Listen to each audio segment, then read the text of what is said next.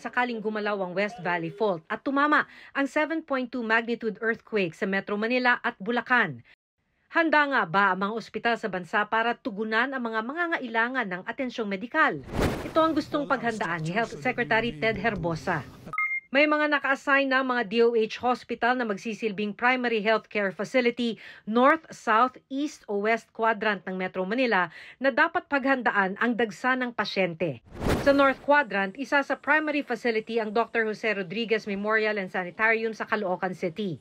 Sa ngayon, nakahanda na sa kanilang warehouse ang mga generator set, hospital field bed, tents, medical equipment at gamot na tatagal ng 2 linggo.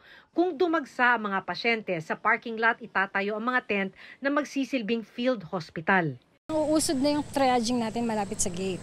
So doon pa lang, i-check na natin yung mga patients kung ano nga silang category, kung sila ba ay walking wounded or sila ay urgent. So yung makakapasok lang sa banda rito is the red patients.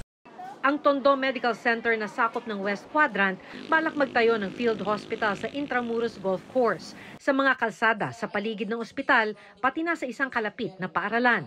Pag bumaksak po ang ospital namin, kinlear ng engineering namin na pwede namin gamitin yan, that will be our temporary hospital.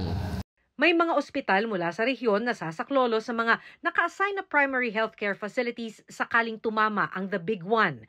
Pero sa DOH briefing, sabi ni Dr. Imelda Mateo ng Amang Rodriguez Memorial Hospital na isa naman sa mga ospital na sakop ng East Quadrant, kailangang maghanda sakaling hindi kaagad makarating ang saklolo.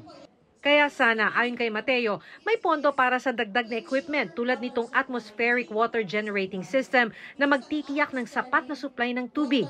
Hihingi pa ng pondo ang DOH dahil 100 million pesos na lang ang natitira sa Emergency Response Fund ng kagawaran ngayong taon.